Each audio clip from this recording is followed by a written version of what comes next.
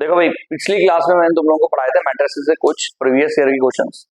आज फिर से मैं उसी कॉन्सेप्ट को लेके चल रहा हूँ। प्रीवियस ईयर के कुछ क्वेश्चंस करेंगे हम लोग। 2024 का क्वेश्चन हमने पिछली बार डिस्कस किया था। इस बार हम लोग जो डिस्कस कर रहे हैं आपकी स्क्रीन में है वो 2023 में जो पेपर आया था 2023 में एनडीए में, हम उसके कुछ क्वेश्चन मैट्रिसेस के डिस्कस करेंगे। देखिए, अब मान लीजिए 6 क्वेश्चन आपके पास है, तो सोचो कैसे करेंगे बच्चों। भाई 6 क्वेश्चन हमारे पास है बच्चों, तो जस्ट थिंक अबाउट दैट।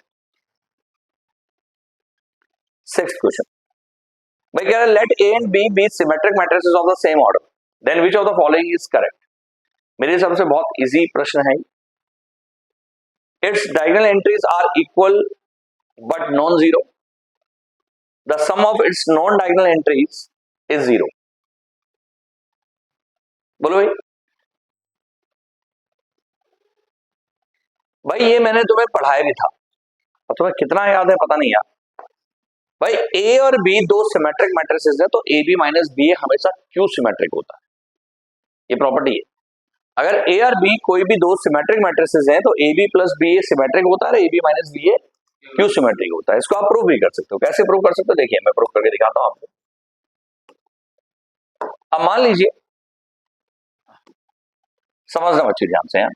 जैसे अगर मान ले मैं पी मान लू, पी बराबर हो गया ए बी माइनस बी, तो मैंने पी का ट्रांसपोज कहा, तो बेटा ए बी माइनस बी ए का होल ट्रांसपोज। बोलो ठीक कह रहा हूं। यानी पी ट्रांसपोज बराबर ए बी का होल ट्रांसपोज और माइनस का बी ए का होल ट्रांसपोज।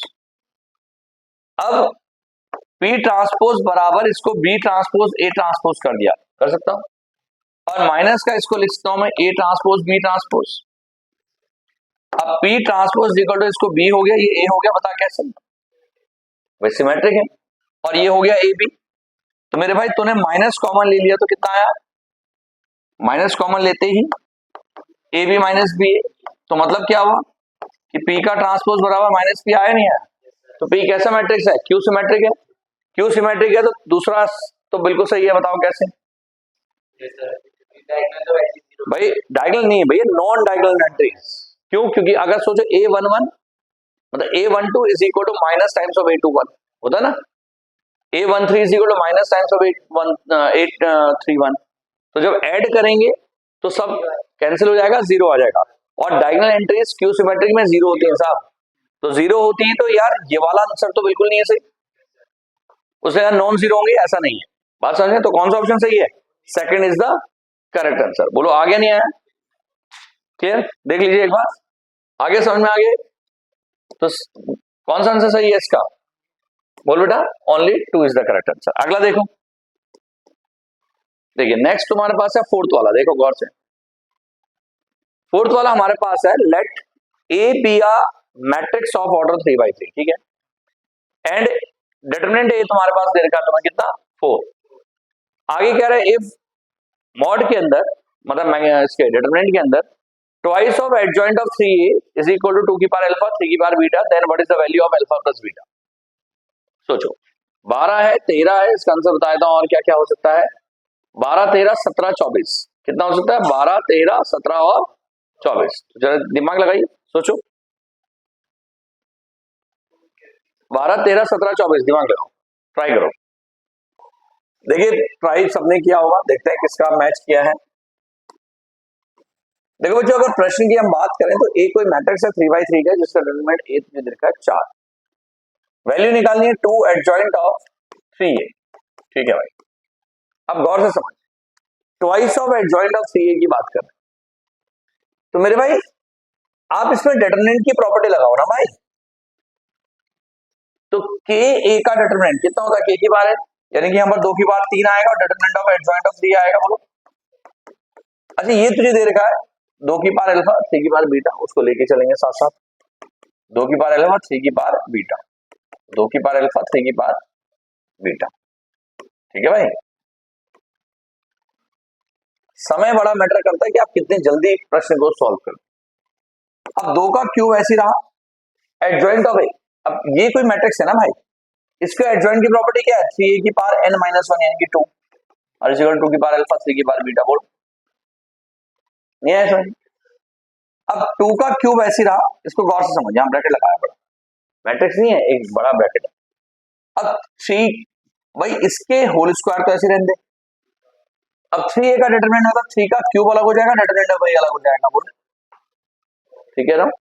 और इज इक्वल टू 2 की पावर अल्फा 3 की पावर बीटा, एक ही प्रॉपर्टी लग रही है पूरे में, मतलब एक तो एडजॉइंट वाली प्रॉपर्टी लग रही है, दूसरा क्या लग रहा है बच्चों, डिटरमिनेंट वाली प्रॉपर्टी। अब 2 का क्यूब ऐसे रहा, 3 का क्यूब यानी कि 3 की पावर 6 हो गया बता, और डिटरमिनेंट a का स्क्वायर हो गया, 2 की पावर अल्फा 3 की पावर बीटा, बोलो ठीक कह रहा हूं बेटा। 2 का क्यूब, अब डिटरमिनेंट a की पावर कितनी है 4 है, तो 4 का स्क्वायर मतलब 2 की पावर 4, समझ में आया, तो 2 की पावर 4 इंटू 3 की पावर 6 इज इक्वल टू 2 की पावर अल्फा 3 की पावर बीटा। तो भाई अल्फा बराबर 7 आ गया और बीटा बराबर कितना आ गया 6। उससे पूछा गया अल्फा प्लस बीटा, तो alpha plus beta is equal to 13 आया। भाई तुम लोगों ने समय बहुत लगा दिया, इतना समय लगना नहीं चाहिए। गॉट इट, आ गया समझ में। तो ये मेरा प्रश्न है भाई, हटा दो, चलिए देखिएगा। अब इसके बाद आगे देखते हैं एनडीए में और कौन कौन से क्वेश्चन आए हैं जो कि इस पे बेस्ड थे। देखो 7वां प्रश्न देखिए। अरे हिंदी पढ़ ले यार, क्या हो गया, हिंदी नहीं पढ़ सकता, मैं नहीं पढ़ पाऊंगा भाई। क्वेश्चन ये, consider the following statement in respect of the square matrices A B C each of same order है, ठीक है। ए बी बराबर ए सी और बी बराबर C, A is non zero non singular, B X is equal to C X for every column matrix X having n rows then B is equal to C. कहता है पहला सही दूसरा सही दोनों सही है, दोनों गलत, तो सोचो। देखो तो दिमाग लगाओ, तो मुझे नहीं पता, मैं कैसे जाऊं, बताओ भाई। देखो भाई सबसे पहले अगर ए बी ए सी के बराबर हो तो क्या बी सी के बराबर होता है, साहब कोई जरूरी नहीं, कोई जरूरी है। अगर ए बी ए सी के बराबर हो तो क्या बी सी के बराबर होता है, हमेशा। वैसे देखा जाए तो अगर मैं दोनों तरफ इनवर्स लूं तो inverse of A B is equal to inverse of A C, तो ये I B is equal to I C आएगा भाई, तब तो पॉसिबल बन रहा है बी सी के बराबर। तो क्या हमेशा ऐसा पॉसिबल है, क्यों, हमेशा क्यों नहीं हो सकता पॉसिबल, मैं पूछना चाह रहा हूं। अगर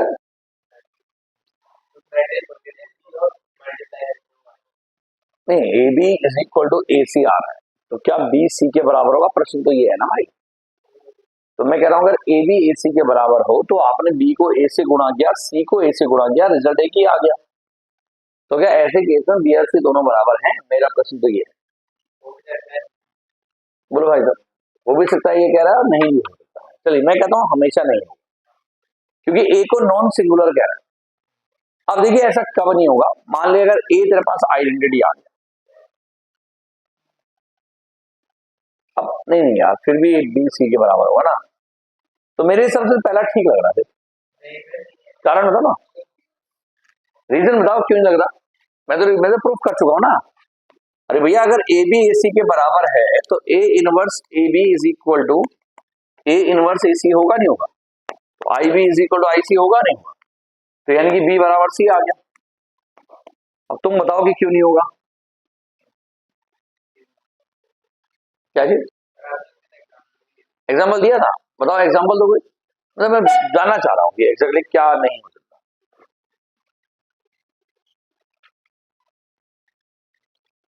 अगर ए नॉन सिंगुलर हो तो अगर ए बी ए सी के बराबर है तो बी सी के बराबर होना चाहिए ऑलवेज। दिखाओ देखो।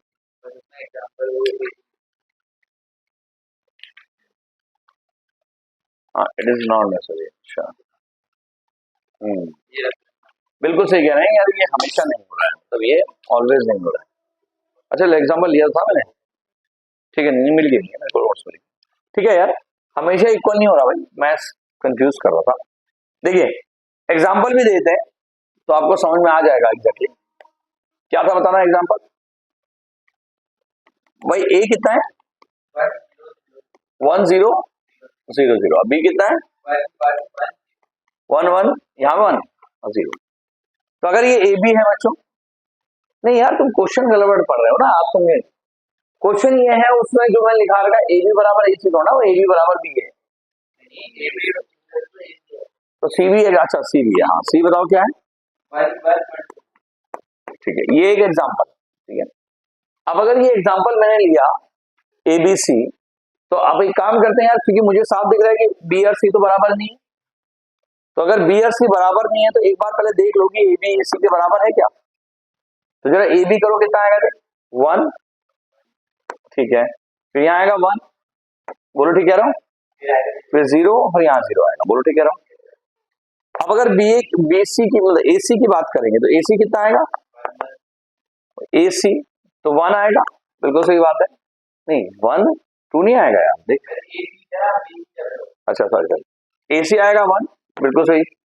अब यहाँ आएगा तो 1 और 0 1 आएगा और 0 0, हाँ यार बिल्कुल यू आर राइट, पहला गलत, मतलब कोई जरूरी, अच्छा वो नोट भी तो लिखाया था, ठीक है ध्यान सारा। अगर ए बी ए सी के बराबर होगा तो कोई जरूरी नहीं है कि आपका बी सी के बराबर होगा, बात तो मुझे लग रहा था बेटा वो इनवर्स ही कैसे पॉसिबल होगा, ठीक है। नहीं यार एक गड़बड़ हो रहा है, मैं वही सोच रहा हूँ बार बार ना कि आप क्वेश्चन गौर से समझ नहीं रहे हैं, मैं भी नहीं समझ रहा हूँ। एक्चुअली बिल्कुल सही है स्टेटमेंट, पर कब, जब ए कुछ भी हो सकता है,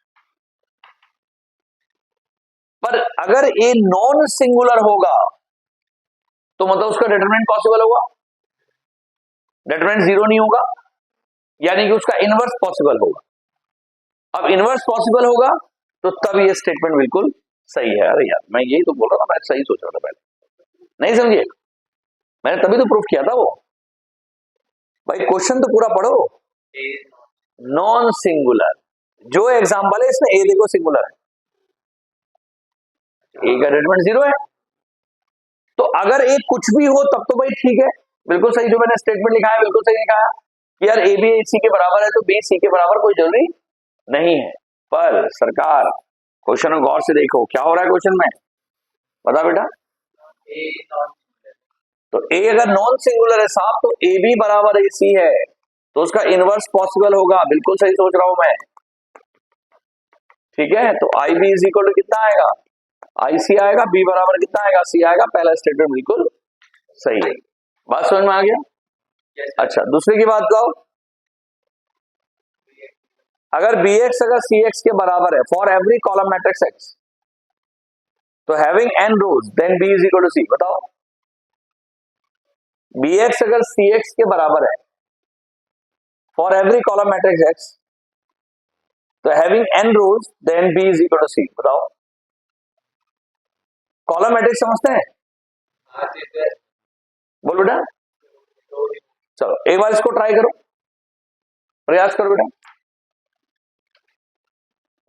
देखो इसका सेकंड वाला पार्ट ट्राई तुम लोगों ने कर दिया, देखते हैं अगर बी एक्स सी एक्स के बराबर होगा तो क्या हमेशा बी सी के बराबर होगा, क्योंकि उसने एक्स को कॉलम मैट्रिक्स बोला, तो मेरे भाई हमेशा तो नहीं हो, कैसे देख, यू कैन टेक एग्जांपल, मान ले बी तेरे पास है 1 1 1 0, कुछ भी ले ले, इधर सुन बेटा 1 1 1 0 कुछ भी ले ले, और एक्स को तुम कॉलम मैट्रिक्स मान लो, बी को ये मान लिया, एक्स को मान ले 2 1, कुछ ही मान ले जो तुम्हारी इच्छा, ठीक है भाई।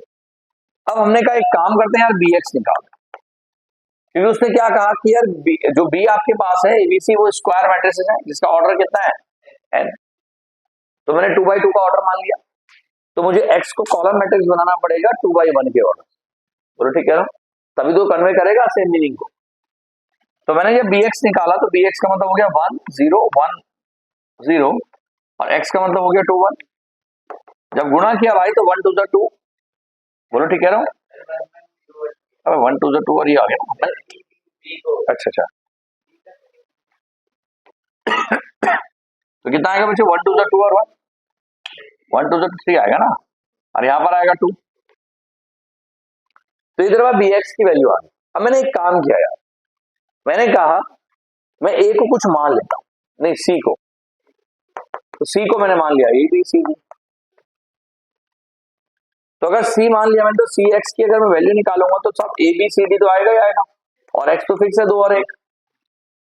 तो जब सॉल्व करे जाएगा तो 2a प्लस बी आएगा नहीं आएगा, और यहाँ पर आएगा 2c प्लस डी।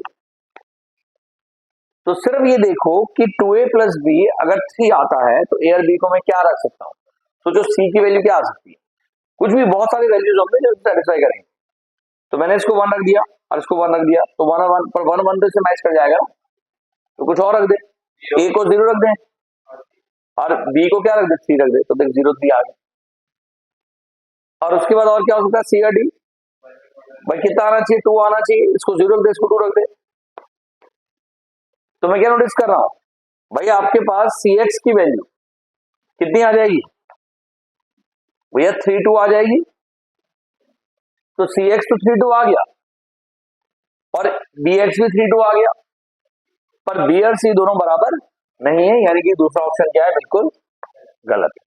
बात समझ में आ गया, यानी कि फर्स्ट इज करेक्ट और सेकंड इज रॉन्ग, यानी कि 1 is a, only 1 is the correct answer. बात समझ में आ गया भाई, थोड़ा सा दिमाग लगाना पड़ेगा और आप सॉल्व कर सकते हो। देखिए नोट करना था, अब तो हट गया भाई, कुछ नहीं होता, वो तो आता नहीं वापस।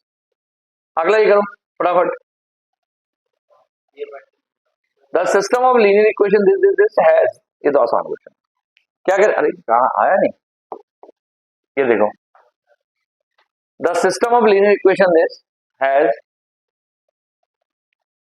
तो मुश्किल नहीं है यार, system of linear equation has unique solution है, इनफाइनाइट मेनी सॉल्यूशन है, नो सॉल्यूशन है, क्या है, सोचो, दिमाग लगाओ।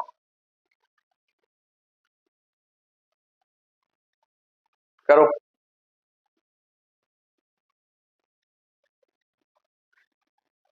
देखो भाई, अब system of linear equation this has, तुमने ट्राई कर लिया, देखो मैं बताता हूं आपको। सबसे पहले बच्चे हमने क्या करना है, डेल्टा निकालना।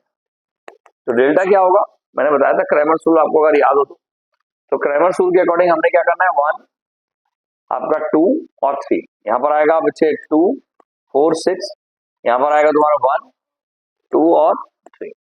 आप जब इसकी वैल्यू निकालेंगे तो आपको 0 मिलेगा, ट्राई करके देख लो, ठीक है, तो क्लियर है भाई, 1 2 3, ठीक है, 0 आएगा। डेल्टा 1 निकालेंगे तो डेल्टा 1 का मतलब क्या होगा, एक्स के कोफिशिएंट के बदले वाई वो रख देंगे कांस्टेंट टर्म, 4 8 10, और यहाँ पर 2 4 6 1 2 3। आप इसके स्टेटमेंट को सॉल्व करोगे अगेन यू विल गेट, ठीक है, ये आपने ट्राई कर लिया, इसलिए मुझे बार बार लिखने की जरूरत नहीं है। डेल्टा 2 आपने निकाला, तो डेल्टा 2 का मतलब सेकंड कॉलम, फर्स्ट कॉलम अपनी जगह में रहा 1 2 3, और सेकंड कॉलम को आपने लिया 4 8 10, और यहाँ पर कितना है 1 2। अच्छा, आपने इसकी स्टेटमेंट की वैल्यू रखी 0, वैसे भी तुम्हें पता है 2 रो आइडेंटिकल, 2 कॉलम आइडेंटिकल, यहाँ पे 2 कॉलम आइडेंटिकल है, तो 0 आएगी आएगी, क्लियर है यहाँ तक। अब उसके बाद क्या होगा, डेल्टा, इधर सुन ले बेटा, अब डेल्टा 3 की अगर हम बात करेंगे तो बच्चे 1 2 3 तो आएगा ही आएगा, 2 4 6 आएगा, और यहाँ पर 4 8 10 है। मुझे पता है अगर मैं 4 कॉमन लूंगा तो फिर से 2 कॉलम आइडेंटिकल बन जाएंगे, यानी कि इसकी वैल्यू भी 0 आएगी। अगर डेल्टा 1 डेल्टा 2 डेल्टा 3 तीनों के तीनों 0 आ जाए तो यहाँ पर 2 केस बनते हैं, या तो ये यूनिक सोल्यूशन होगी, या तो इनफाइनाइट नंबर ऑफ सोल्यूशन हो सकता है, या नो सोल्यूशन। पर यहाँ पर नो सोल्यूशन के चांसेस इसलिए कम है क्योंकि जब आप इन तीनों, जो रूल होता है, रूल क्या कहता है ऑलरेडी मैंने बताया था आपको, थोड़ा सा मैं याद दिला दूं। मैंने आपसे ये बताया था कि जब भी आपको लगे कि यार डेल्टा 1 डेल्टा 2 डेल्टा 3 तीनों 0 आ जाए, तो उस केस में आपको नियम ये बताया गया था कि आप z के बदले थीटा रख दो, बताया था, और एक्स और वाई की वैल्यू थीटा के टर्म में निकालो। पर इस क्वेश्चन में एक्स और वाई की वैल्यू निकलेगी, ट्राई करके देखो, plus theta is equal to 4, दूसरी equation 2x plus 4y plus 2 theta is equal to 8, अगला आएगा 3x प्लस 6y और plus 3 theta is equal to 10। अब यहाँ पर एक्चुअली एक्स और वाई की वैल्यू थीटा के टर्म में आएगी ही नहीं, क्यों नहीं आएगी, देख समझाता हूँ। क्योंकि आप जब इसको सॉल्व करेंगे तो आप देख रहे हैं a1 upon a2 is equal to b1 upon b2, class 10th में जाओ, फिर यहाँ पर भी वही हो रहा है a1 upon a2 is equal to b1 upon b2, इसे कहते हैं इनफाइनाइट नंबर ऑफ सॉल्यूशन। तो यहाँ पर एक्स और वाई निकलेगा ही नहीं थीटा के टर्म में। तो जब भी आपको लगे कि एक्स और वाई थीटा के टर्म में नहीं निकल रहा है तो अंडरस्टूड हो गया कि आपका आंसर कितना आ गया, infinite number of solution. 3 solution कभी नहीं आ सकते, यूनिक ये है नहीं,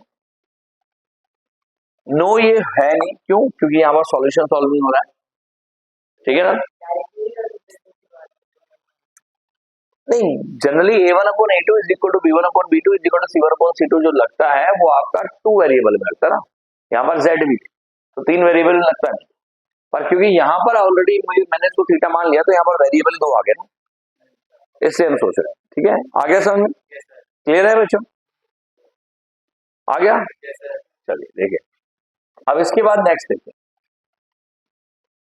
अगला जो जेईई में क्वेश्चन आया था, वो एनडीए में क्वेश्चन आया था, वो ये वाला है। एक मिनट, ये देखिए क्वेश्चन, देखिए क्या है, let ax is equal to b be a system of 3 linear equation with 3 unknowns, ठीक है? Let x1 and x2 be 2 distinct solutions if the combination ax1 plus bx2 is a solution of ax is equal to b where a and b are real numbers then which of the following is correct, ठीक है? कहता है क्या a b के बराबर होगा, a plus b बराबर 1 होगा, या a plus b बराबर 0 होगा, और या a minus b बराबर 1 होगा। तो जरा ट्राई करते हैं, सोचो, प्रयास करो। देखो भाई क्या है क्वेश्चन, अच्छा प्रश्न है, थोड़ा सा दिमाग लगाओगे तो यार हो जाएगा। देखो यार क्या होता है ना, अगर हम बात करें, यहाँ देखो x बराबर a इनवर्स b हम जनरली हम पढ़ते थे, याद करो मैट्रिक्स मेथड, ये हम क्या यूज करते थे, 3x3 की एक मैट्रिक्स होती थी a, उसका इनवर्स करते थे, b कोई कांस्टेंट टर्म होता था, x की वैल्यू होती xy z। तो यहाँ पर 3 वेरिएबल बेसिकली होते थे, याद है तुम्हें, xy z होता है, उसका a इनवर्स एक मैट्रिक्स थी, b एक मैट्रिक्स, ठीक है? तो जब इसको सॉल्व किया जाता, 3 इक्वेशन निकल के आती, a1x प्लस b1y, याद है, प्लस c1z अब इज इक्वल टू d1, इसी तरीके से दूसरी इसी तरीके से। तो यहां पर उसने यही बात बोली है कि ax plus b be a system of 3 linear equation with 3 unknowns. समझ में आ गया नहीं? अननोन्स क्या है, x y और z, ये अननोन, पर 3 इक्वेशन आ गए ना, भेजे में घुस गया, ठीक है? तो इसलिए तो ये इसका मतलब है, पहले तो ये सब, खैर हमें उस मतलब में जाना नहीं है। मतलब इन इक्वेशंस को हम 2 तरीके से रिप्रेजेंट कर सकते हैं, या तो मैं तीनों इक्वेशन को अलग अलग लिखूं, या मैं डायरेक्टली क्या लिख दूं, x बराबर a इनवर्स b, या मैं डायरेक्टली लिख दूं a x बराबर b। ये होगा ना इसके बराबर, भाई एक दोनों तरफ इनवर्स से मल्टीप्लाई करेगा तो इसके बराबर आएगा, तो चाहे तू ये लिख दे चाहे ये लिख दे, नहीं ये जो ax टू b है वो तो इसके बराबर होगा, ax बराबर b इसके बराबर होता है और ax बराबर b इसके बराबर होता है, तीनों आपस में बराबर है भाई, ठीक है ना? समझ में आ गया नहीं है? तो चाहे मैं ये बोलूं और चाहे मैं ये बोलूं, कोई फर्क नहीं पड़ता, चाहे मैं ये बोलूं, आ गया? अब उसने क्या कहा कि x1 इसका एक सॉल्यूशन है, x1 सॉल्यूशन होने का मतलब क्या हुआ कि यार इसका एक सॉल्यूशन मतलब x के बदले कुछ, y के बदले कुछ, z के बदले कुछ, क्योंकि x का मतलब तो ये है ना x y z, तो x1 का मतलब क्या हो जाएगा, यहाँ पर कुछ x1 y1 z1 कुछ ना कुछ वैल्यू आएगी, ये उसका एक सॉल्यूशन। बात समझ में आ गई? तो चलिए क्वेश्चन को आगे बढ़ाते हैं, अब समझ भाई, मेरे पास पहले ही समझ कि यार ax बराबर b एक स्टेटमेंट, ठीक है भाई? तो यार x बराबर a इनवर्स b हो जाएगा, बता, दोनों तरफ इनवर्स से मल्टीप्लाई कर दिया, इसके 2 सॉल्यूशन है x1 x2, तो x1 is equal to a inverse b और x2 बराबर a इनवर्स b, यही तो आएगा, दोनों इसको सेटिस्फाई करेंगे ना x को। अब दोनों अगर इसको सेटिस्फाई कर रहे हैं तो दोनों इनवर्स b के बराबर, तो x1 बराबर x2 आ गया नहीं आया, बोलो ठीक है भाई? अब जैसे x1 x2 के बराबर आ गया, आई कहानी समझ। अब उसने क्या कहा, इसका एक और कॉम्बिनेशन, वो कॉम्बिनेशन क्या है, बल्कि इस, चलो अब देखो, उसने कहा ax1 प्लस bx2 जो है वो भी इसका सॉल्यूशन, ax बराबर b, यानी कि अगर मैं इसके x के बदले ax1 प्लस bx2 करूं तो ये किसके बराबर आएगा, b के बराबर आएगा, बोला है उसने, तो यानी कि A x one plus B x two और is equal to A inverse B. बोलो क्लियर, समझ में आगे नहीं है? अच्छा एक में मैं ये गलती कर रहा हूं, इसे छोड़, इसकी जरूरत नहीं, हम एक्स टू के बाद यहां तक आ गया, बताओ। अब हमने क्या किया, A x one plus B x two is equal to A inverse B. A inverse B के बदले एक्स वन रख दो, एक्स वन होता है, एक्स टू होता है, कुछ रख दो तुम्हारी इच्छा। अरे ठीक है, इसको इधर ला, तो इधर कितना आएगा बता। अच्छा एक्स वन तो एक्स टू के बराबर लिखना ही पड़ेगा ना, नहीं तो सॉल्व होगा नहीं। ठीक है, अब क्या कर, एक्स वन के बदले मतलब यहाँ पर ए एक्स वन अब प्लस का बी एक्स वन, बोलो ठीक कह रहा हूँ, is equal to x one आएगा नहीं आएगा। A plus B x one is equal to x one, दोनों तरफ एक्स वन से इन्वर्स कर दे, तो इन्वर्स करेंगे तो A plus B is equal to I आएगा, आई मतलब वन, रिजल्ट कितना आ गया, आया समझ में? ठीक है, क्लियर है? तो B is the correct answer, note करिए इसको बराबर।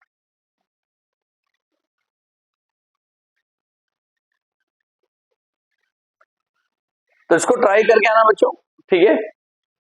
नेक्स्ट क्लास में कुछ और क्वेश्चन करेंगे, नए चैप्टर पे स्टार्ट करने वाले हैं। चलिए ठीक है, थैंक यू।